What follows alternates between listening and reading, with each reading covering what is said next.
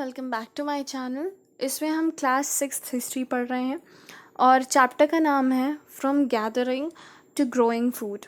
इसका क्या मतलब हुआ, देखो जो हमने फर्स्ट और सेकंड चैप्टर पढ़ा इसमें हम क्या पढ़ रहे थे कि जो आदमी थे, जो नॉर्मल ह्यूमन बींग्स रह रहे थे, वो क्या करते थे, खाना इकट्ठा करके खाते थे। ठीक है, मतलब पेड़ों से फल तोड़ लिया, कोई जानवर मरा था तो उसका मांस खा लिया, ये करते थे।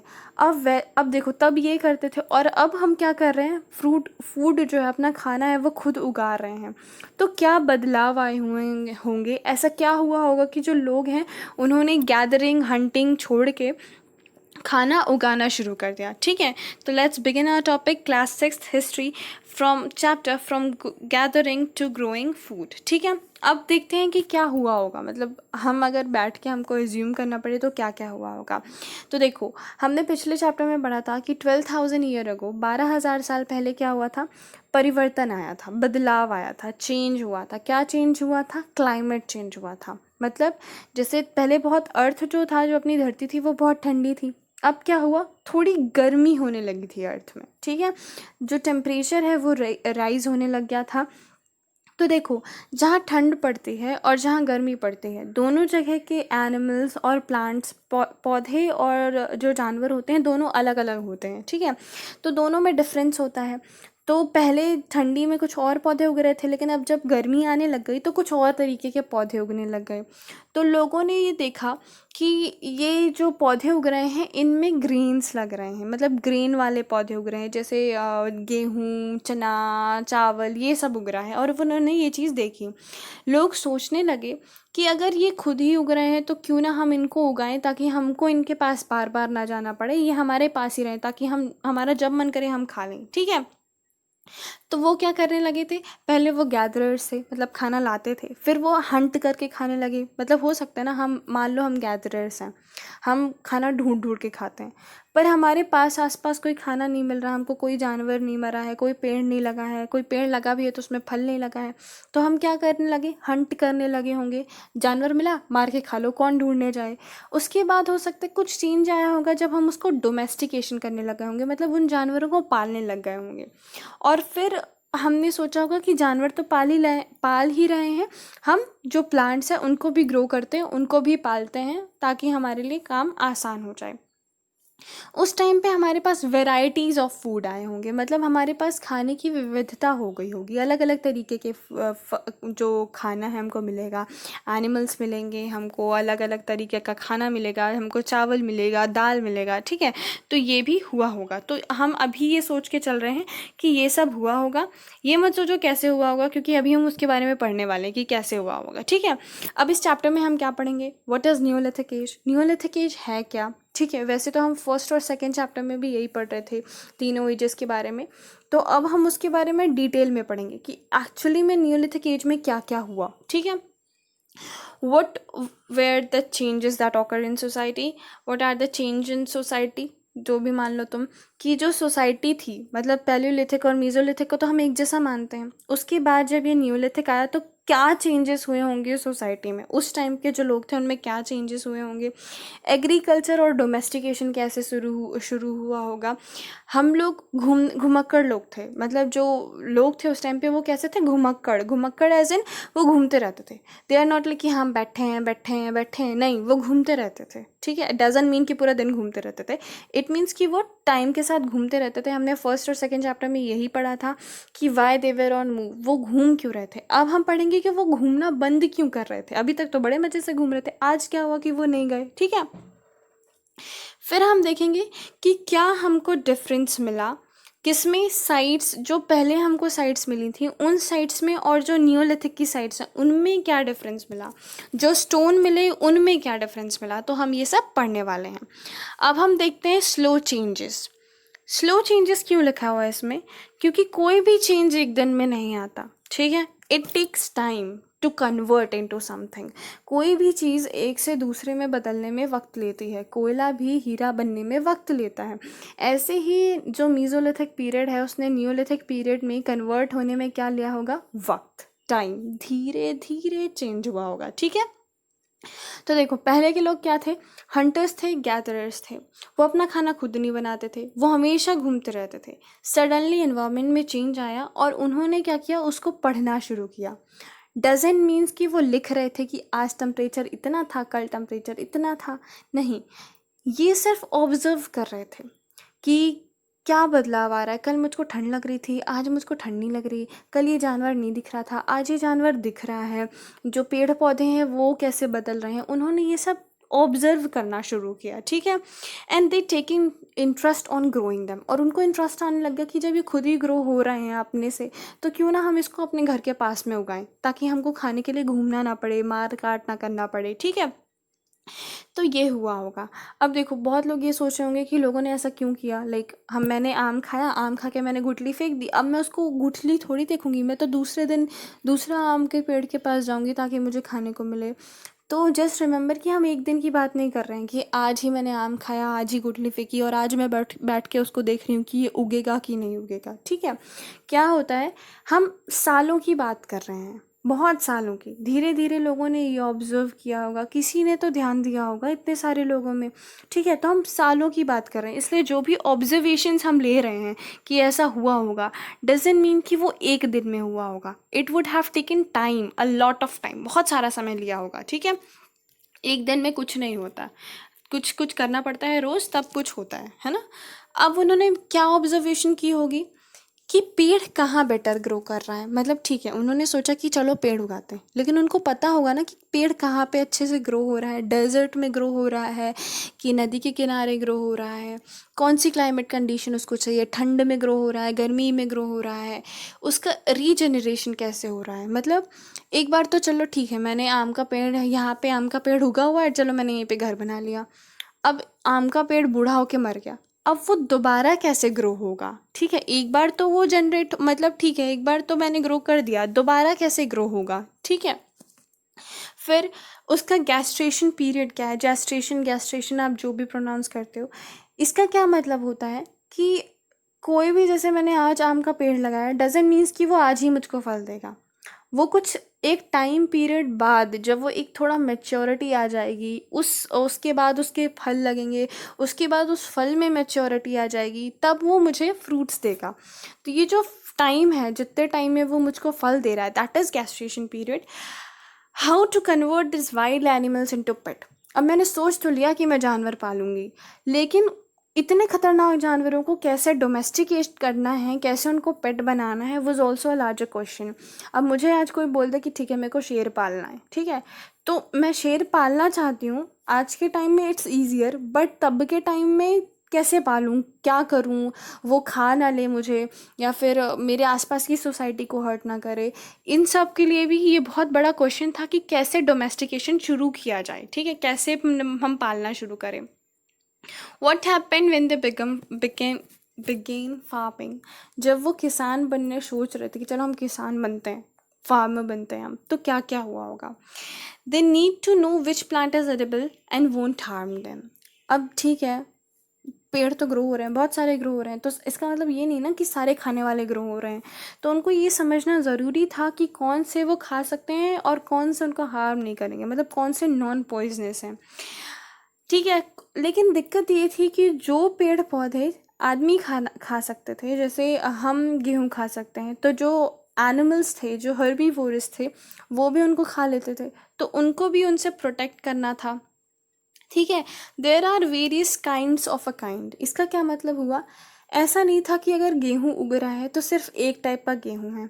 अभी भी आप मार्केट में जाओ तो गेहूँ लेने जाओ तो ऐसा नहीं है कि आप बोलोगे कि गेहूँ दे दो तो वो उठा के दे देगा, नहीं।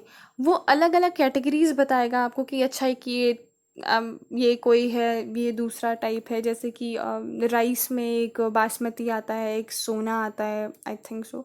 तो ऐसे अलग अलग वैरायटी होते हैं, एक किसके, चावल के ही अलग अलग वैरायटी हैं। तो बहुत सारे काइंड्स थे एक के, ठीक है, बहुत सारे प्रकार थे एक के। तो उसमें भी इनको समझना था कि इनमें से कौन सा अच्छा है, ठीक है। और वो हमेशा क्या करते थे, जो वाइल्ड थे उनसे थोड़ा दूर रहते थे। क्रॉप जो थी उसको बहुत सारी चीज़ें चाहिए थी, ऐसा नहीं कि आज पेड़ बो दिया हो गया, बो दिया उग जाएगा, नहीं। उसको वाटर चाहिए था, उसको चाहिए था कि मतलब हम अच्छे टाइम पे उसको हार्वेस्ट करें। उसको थोड़ी केयर चाहिए थी कि हाँ उसको सनलाइट मिल रहा है प्रॉपर कि नहीं। ऐसा नहीं है कि हमने पेड़ उगाया उसके बाद उसके सामने ही हट बना ली, झोपड़ी बना ली ताकि उसको धूप ही ना लगे तो वो ख़राब हो जाएगा। तो ये सब बहुत सारी चीज़ों की केयर करनी थी, ठीक है। प्लांट शुड बी, अब इन्होंने सोचा कि अगर पेड़ उगा ही रहे हैं तो वो कैसा होना चाहिए, लार्ज यील्ड साइज। इसका क्या मतलब होता है कि ऐसा नहीं है कि मैंने 4 दाने गेहूँ उगाया तो मुझको 4 दाने मिले, ठीक है। वो चाहते थे कि अगर मैंने 4 दाने उगाए हैं तो मुझे 64 दाने मिले, ठीक है। मतलब ईल्ड ज़्यादा होनी चाहिए, जितना मैं बो रहा हूँ उससे ज़्यादा मुझे मिलना चाहिए, ठीक है। जो उसकी सीड है, जो उसका बीज है, वो ऐसा होना चाहिए कि मैं उसको रख सकूं ताकि जब मुझे ज़रूरत पड़े तो मैं उसका इस्तेमाल कर सकूं, ठीक है। ऐसा नहीं है कि मैंने आज बीज रखा लेकिन वो कल ख़राब हो गया तो मैं कैसे नेक्स्ट टाइम पे कैसे उसको ग्रो करूँगा, ठीक है। तो उन्होंने ये सब सोचा। तो सोचो न्योलिथिक के टाइम के जो लोग थे वो कितने समझदार थे, उनको ये सब चीज़ें डिफ्रेंशिएट करनी आ रही थी, है ना। बिना किसी गूगल के, बिना प्री नॉलेज के उन्होंने पहली बार ये सब सीखा था, ठीक है। अब ये सब तो ठीक है, पर उनको जो क्रॉप है वो एनिमल से भी बचानी थी। अब देखो हमने पिछले वाले में जो पिछली स्लाइड है उसका सेकंड पॉइंट पढ़ा था कि जो एनिमल्स थे, जो हर्बीवोरस थे, वो भी उसको खा लेते थे जिसको इंसान खाना चाहते थे। तो अगर हमको खाना है तो हमको क्या करना पड़ेगा, बचाना पड़ेगा। अगर मेरे घर में पिज़्ज़ा आया, मुझे खाना है, मैं चाहती हूँ मेरा छोटा भाई ना खाए, तो मुझे छिपा के रखना पड़ेगा या कुछ करना पड़ेगा ताकि मैं ही खाऊं, मेरा छोटा भाई ना खाए, है ना। तो ऐसे ही जो आदमी थे, इंसान थे, वो चाहते थे कि वो कैसे प्रोटेक्ट करेंगे फूड को ताकि वो खाएं, जानवर ना खाएं।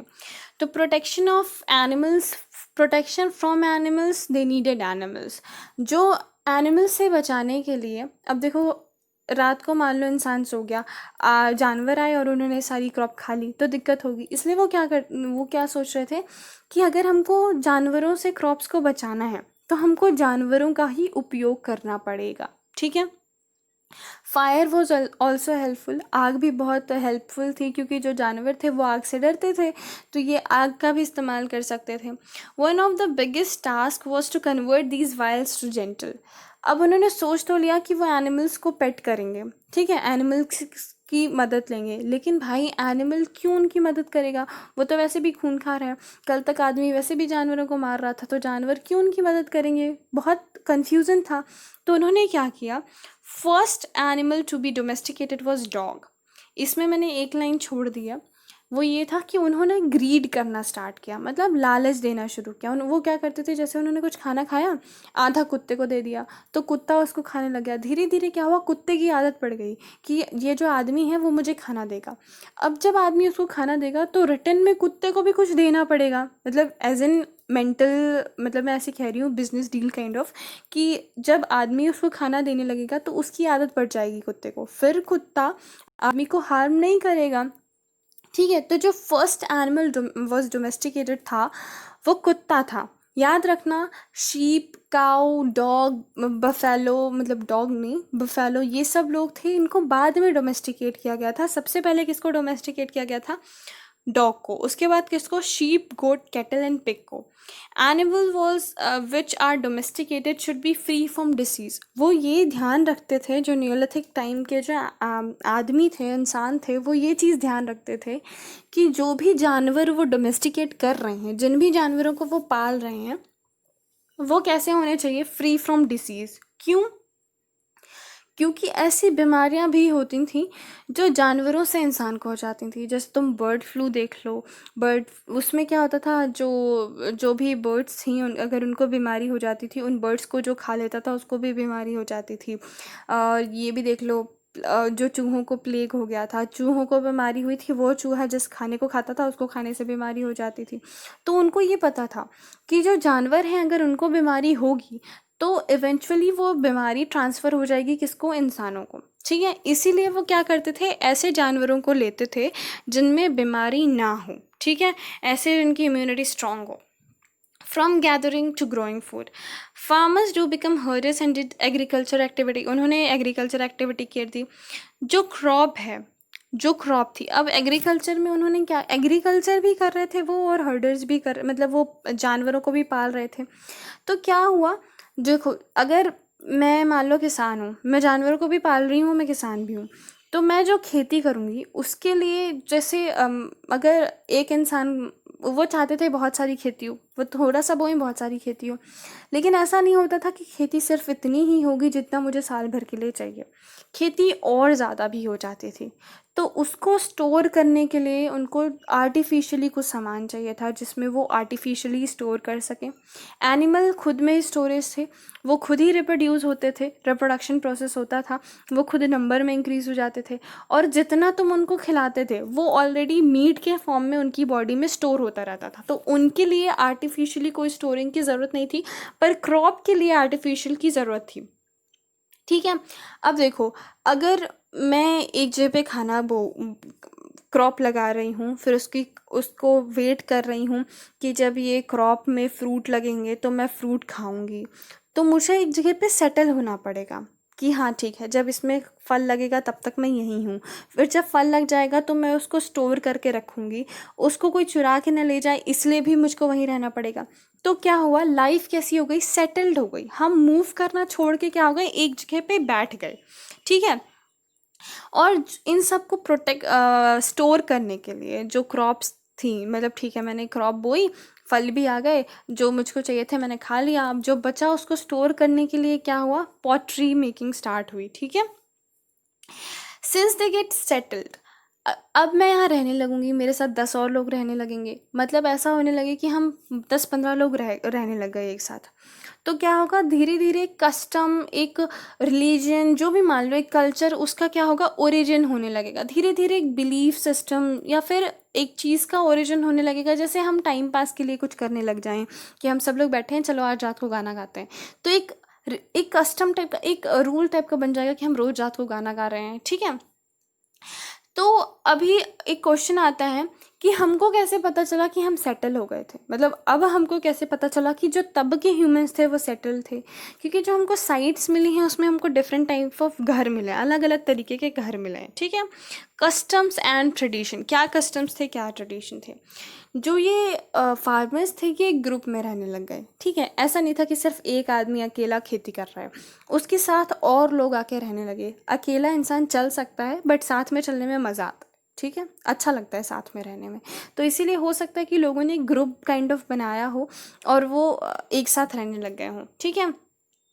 और इस एक तरीके के रहने को ट्राइब्स कहने लग गए, ट्राइब्स कहने लगे। जो कबीले बनते हैं, वैसे कबीला नाम जैसे होता है ना, ट्राइब्स, दे आर कबीले में रहने वाले लोग, वैसे रहने लग गए वो।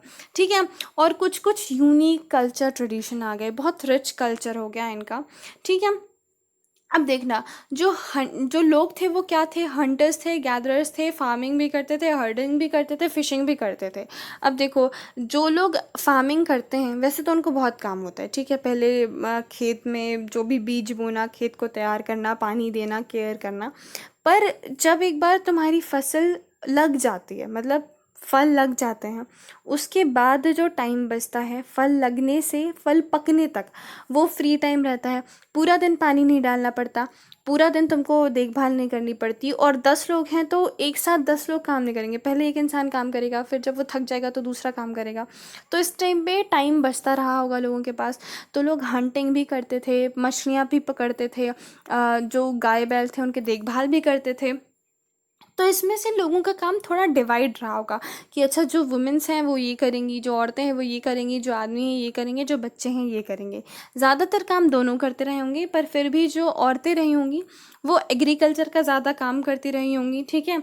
और हंटिंग तो साथ में ही करते रहे होंगे, जो ग्रेन्स निकालने वाला काम है वो औरतें करती रही होंगी। जो बच्चे रहे होंगे वो क्या करते होंगे, जो एक आध दो जानवर हैं उनको खिलाना पिलाने वाला काम, और ध्यान देने का काम, कि उनके खेत में कोई ना आए, जहाँ पे उन्होंने फसल बोई है वहाँ पे कोई जानवर कुछ खाए ना। जो लोग रहे होंगे, जो आदमी रहे होंगे, वो क्या करते होंगे, वो बहुत बड़े बड़े, जैसे मान लो कि एक दो जानवरों को तो बच्चे खिला सकते हैं। ठीक है। लेकिन अगर उनके पास बड़े बड़े जानवर हैं, ठीक है, जो थोड़े जिनको कंट्रोल करना थोड़ा मुश्किल है, तो उसको कौन देखता रहा होगा, आदमी देखते रहे होंगे। Because man was having a more physique power. ठीक है। ज़्यादा फिजिकल जो पावर होती है वो आदमियों के पास होती है, तो इसलिए वो ये करते रहे होंगे, अलग अलग लैंड ढूंढते रहे होंगे। तो ये सब जो काम है वो डिवाइडेड रहा होगा।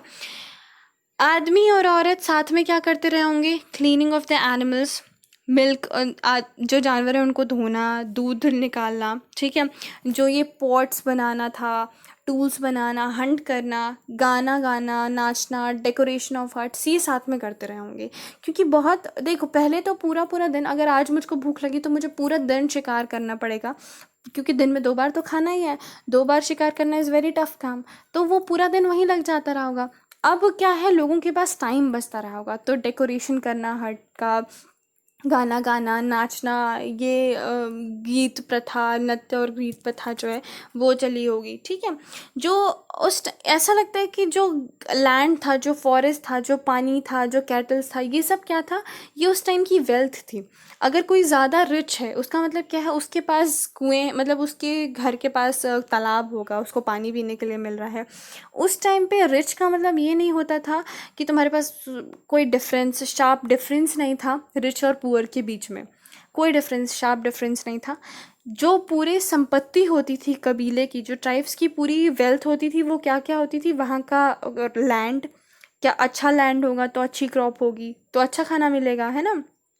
पानी, अगर वहाँ पे पानी है तो पानी है, लैंड हो गया, कितने जानवर हैं, यही क्या होता था, गोधन। If anyone have heard about this godhan, तो इसका क्या मतलब है, जो कैटल्स हैं वो धन है। तो लोग इसको ही क्या मानते थे, धन मानते थे, संपत्ति मानते थे। और ऐसा नहीं था कि उन सब में सिर्फ एक आदमी जो इसका यूटिलाइज़ कर रहा है, जो इसका यूज़ कर रहा है, सब लोग इसका यूटिलाइज़ करते थे, सब लोग शेयर करते थे, ठीक है। तो कोई डिफरेंस नहीं था। अब देखो, जो फूड हमको मिलता था, जो क्रॉप मिलती थी, उसका सिर्फ एक ही पर्पस नहीं था कि पकाओ खाओ, नहीं। वो पकाते भी थे, उसके बाद स्टोर करके भी रखते थे, ताकि जब नेक्स्ट सीज़न आए, जैसे ऐसा नहीं होता कि गेहूँ ही गेहूँ पूरे साल उग रहा है, सॉरी, अभी गेहूं का सीज़न है, बाद में चावल का सीज़न आ जाएगा, ऐसा होता है। तो जब चावल का सीज़न होगा तो ये जो खाना गेहूं होता था, इसको स्टोर करके रखते थे, ताकि बाद में उसको खाया जा सके और उगाया भी जा सके। बीज के फॉर्म में रखते थे और गिफ्ट करते थे। जैसे मान लो 2 कबीले हैं, दोनों कबीलों में दोस्ती है, हमारे पास तो बहुत खाना है, लेकिन वो तो बेचारे, उनके पास खाना नहीं है, तो क्या करते थे, उसको गिफ्ट के फॉर्म में भी दिया जाता था, ठीक है। और जो एनिमल्स थे उनका भी मल्टीपर्पज़ यूज़ था, एनिमल्स को डराने का। जैसे हम सो रहे हैं और कोई कुछ भी बाहर से आ रहा है, तो जो डॉग है वो उसको लड़ सकता है या उसको भगा सकता है, ठीक है। मिल्क के लिए यूज़ होता था, मीट प्रोडक्शन के लिए यूज़ होता था। हमको ज़रूरत नहीं होती थी कि हम कुछ करें उसके लिए, बस वो जानवर है, वो खुद ही खाएगा, खुद ही मीट प्रोड्यूस करेगा, हमको ज़रूरत पड़ेगी तो हम उसको मार के खा लेंगे, ठीक है। तो ये अलग अलग पर्पस थे। फिर अभी हम देखते हैं न्यूलिथिक साइट्स के बारे में, क्या डिफरेंस आएगा। देखो, एक है ये बुरज़ाम, ये कहाँ है, कश्मीर में है, ठीक है। इसमें हमको वीट और लेंटल्स मिले हैं, जो ये पल्सेस, दाल जैसा होता है, ठीक है। इसमें ही हमको डॉग, कैटल, शीप, गोट, बफेलो, ये सब जानवरों की बोन्स मिली हैं। पिट्स हाउस मिले। पिट हाउस का क्या मतलब होता है, घर 2 तरीके के होते थे पहले के ज़माने में। एक झोपड़ी जैसा घर, एक घर मतलब हाँ 4 दीवारी का घर, और एक क्या घर होता था, पिट हाउस। मतलब वो क्या करते थे, धरती में गड्ढा खनते थे और उसमें रहते थे, ठीक है। उसको हम क्या कहते थे, पिट हाउस। तो वो भी मिले हैं। इंडोर एंड आउटडोर कुकिंग मिली है, मतलब ये ऐसे एविडेंस मिले हैं कि हाँ, कभी कभी घर के अंदर खाना पकाया जाता था और कभी कभी घर के बाहर। अभी भी जो गांव वाले घर होते हैं उसमें देखना, 2 चूल्हे होते हैं, जहाँ पे अभी मिट्टी के चूल्हे मिलते हैं। तो ज़्यादातर क्या होता है, 2 चूल्हे होते हैं, एक आंगन के पास जो अपना कोर्टयार्ड वाला एरिया होता है, और एक रूम में। जब बहुत गर्मी धूप होती है तो खाना कहाँ बनेगा, रूम में, ताकि धूप ना लगे। और जब शाम को थोड़ी ठंडी हवा चलती है, बाहर अच्छा मौसम रहता है, तो कहाँ खाना बनेगा, बाहर। तो ऐसे इंडोर और आउटडोर वाला कुकिंग वाला सिस्टम मिला था। Stone was found which are polish and sharp cutting as.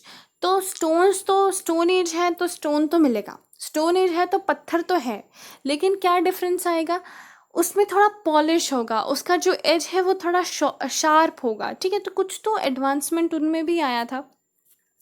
Earthen pots, मिट्टी के घड़े हमको मिले थे, जो स्टोरेज के लिए यूज़ होते थे, खाने बनाने के लिए यूज़ होते थे।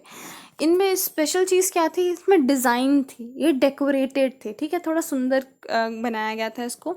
यहाँ पे हमको कॉटन का एग्रीकल्चर भी मिला था। हमको इस टाइम पे मतलब लोगों का मानना है कि इस टाइम पे जो क्लॉथ की बुनाई है वो भी शुरू हुई होगी, लोगों ने बुनना उनना शुरू किया होगा, और स्पेशली किसका, कॉटन का।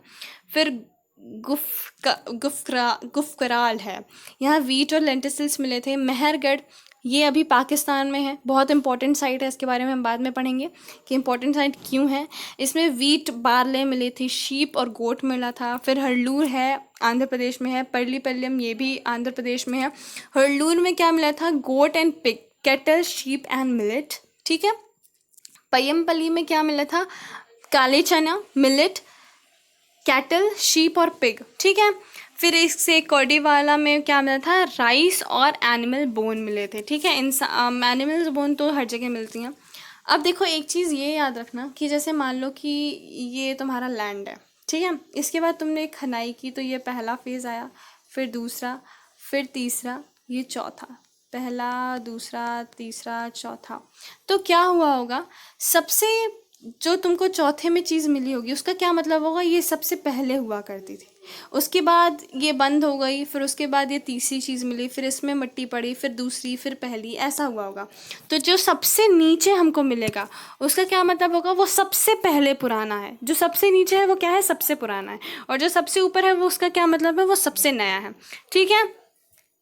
अब हम मेहरगढ़ के बारे में पढ़ते हैं।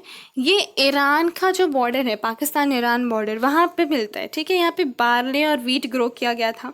इसमें डियर, पिग की बोन्स मिली हैं अर्ली, मतलब सबसे पहले क्या यहाँ पे रहा करता था? डियर और पिग। फिर क्या रहने लगे? शीप और गोट। उसके बाद जो कैटल बोन थी वो बहुत कॉमन थी। विलेज डेवलपमेंट हुआ था, अर्ली विलेज डेवलपमेंट, मतलब गांव की जो शुरुआत है वो यहाँ से हुई थी। बहुत one of the earliest village है, मतलब पहले के सारे विलेजेस में एक है। स्क्वायर एंड रेक्टेंगुलर हाउसेस हमको मिले थे, 4 कंपार्टमेंट के, मतलब 4 कमरे हुआ करते थे, जिसमें से हो सकता है कि कुछ कमरे स्टोरेज के लिए यूज़फुल हों, ठीक है। फिर हम बरियल साइट्स पढ़ते हैं। बरियल साइट्स आर इम्पॉर्टेंट क्योंकि किसी भी कस्टम या रिलीजन में देखो तो आफ्टर डेथ, मतलब जब किसी की डेथ हो जाती है, जो लाश होती है, जो शव होता है, उसको कैसे ट्रीट किया जाता है बहुत इंपॉर्टेंट पार्ट होता है उसके कस्टम का, रिलीजन का। तुम देखो हिंदुओं में अलग तरीके से करते हैं, मुस्लिम्स अलग तरीके से करते हैं, मोमडन्स सिख अलग तरीके से करते हैं, सब में डिफरेंस होता है, ठीक है। तो उस टाइम पे क्या होता था, जो बरियल साइट्स है उसमें क्या मिला है?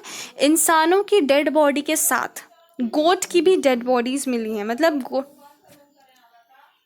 हमने बरियल साइट्स कंप्लीट कर लिए, इंडिया के इंपॉर्टेंट साइट्स कंप्लीट कर लिए। अब हम देखेंगे दार्जिलिंग हेडिंग के बारे में, ठीक है। ये कहाँ है? ये इंडिया के म्यांमार, चाइना, ये सब जो रूट है, एक पॉइंट होता है ना, मीटिंग पॉइंट, वहाँ पे है, ठीक है। तो इसमें क्या है? इसमें स्टोन्स मिले हैं हम लोगों को, मोर्टल्स और पिस्टल्स मिले। इसका क्या मतलब होता है कि अभी कभी आयुर्वेदिक का ऐड देखा होगा तो उसमें क्या होता है, कैसे कटोरा टाइप का होता है स्टोन का, और उसमें एक हैंडल टाइप का होता है ऐसा ही स्टोन का। इसमें औषधि या जो भी पीसने का काम करते हैं, ठीक है। तो ये मिला था। इससे क्या पता चलता है उस टाइम पे भी लोग ऐसी चीज़ें यूज़ करते रहे होंगे, ठीक है। एक बहुत इंपॉर्टेंट चीज़ जो इसमें मिली है वो है जेडेआइट, एक स्टोन का नाम है। वो ग्रीन कलर का होता है, बहुत अच्छा सा वो स्टोन है। इसमें इम्पॉर्टेंट चीज़ क्या है कि वो चाइना का है, ठीक है। इससे क्या समझ में आता है कि लोग उस टाइम पे भी डेकोरेशन की चीज़ें लेने के लिए बहुत दूर दूर तक ट्रैवल करते रहे होंगे। हो सकता है लोगों ने वहाँ से चाइना गए हों या चाइना के लोग वहाँ से यहाँ आए हों इस पत्थर को देने या उस पत्थर को लेने के लिए लोग गए हों, ठीक है। फिर एक बहुत इंपॉर्टेंट साइट है आउट ऑफ इंडिया जिसका नाम है कैटक हाउकी। ये टर्की में है। I don't know how to pronounce it, आप अलग अलग वे से प्रोनाउंस कर सकते हैं। ये बहुत फेमस नियोलिथिक साइट है। यहाँ पे क्या इंपॉर्टेंट चीज़ है, बहुत ज़्यादा फेमस क्यों है ये? क्योंकि इसमें जो सामान हमको मिला है वो बहुत अलग अलग जगह से था। मतलब जैसे मान लो मैं इंडिया में रह रही हूँ पर मुझे जो सामान है अभी वो अमेरिका से मिल रहा है, जापान से मिल रहा है। अभी तो ट्रांसपोर्ट भी ईजी है, पर तब के टाइम पे भी वो टर्की से टर्की में ये जगह है, बट बहुत अलग अलग जगह, जैसे फ्लिंट्स मिले हैं हमको, सीरिया से मिले हैं, काउरीज रेड सी की मिली हैं, सेल्स मिली हैं मेडिटेरियन से। तो इसी तरह बहुत अलग अलग जगह से हमको वहाँ सामान मिला है। अब इसमें इतना चौंकने या हैरान हैरान होने वाली कौन सी बात है इस कि तब कम्युनिकेशन बहुत अच्छा नहीं था, तो उतनी दूर से कौन लेके आया होगा? ऐसा हो सकता है कि लोगों ने इसको, जैसे मान लो एक आदमी है वो सीरिया से चला फ्लिंट्स लेके और उसने रास्ते में किसी को दे दी, फिर जो रास्ते में जिसको दी वो फिर ट्रैवल कर रहा था वो फ्लिंट्स लेके, फिर उसने किसी को दी, किसी किसी के चल फिर के आई हों। या फिर ऐसा भी हो सकता है कि लोग खुद इंटेंशनली वहाँ गए हों और वहाँ से लेके आए हों, या फिर जानवरों की पीठ पे रख के लेके आए हों, ठीक है। तो इस चैप्टर में सबसे इम्पोर्टेंट चीज़ क्या थी कि नियोलिथिक एग्रीकल्चर कैसे स्टार्ट हुआ, वाइल्ड जो पेट्स, वाइल्ड से पेट कैसे बने जानवर, जो साइट्स हैं नियोलिथिक और पैलियोलिथिक उनमें डिफरेंस क्या है। सबसे बड़ा डिफरेंस क्या है, जो पैलियोलिथिक के लोग थे वो कैसे घर में रहते थे, नेचुरल केव्स में, मतलब ऐसे घर जो पहले से बने हुए थे। लेकिन इस टाइम के जो लोग थे नियोलिथिक एरिया एज के, वो लोग खुद घर बना रहे थे। इससे क्या समझ में आता है कि सिविलाइजेशन की जो स्टार्टिंग पॉइंट थी वो यहाँ से हुई थी। तो that's all for today. I hope you liked it. Love life live life. पसंद आए तो सब्सक्राइब करना, लाइक करना। Just take care, be safe, be healthy. Tata, take care. Bye bye.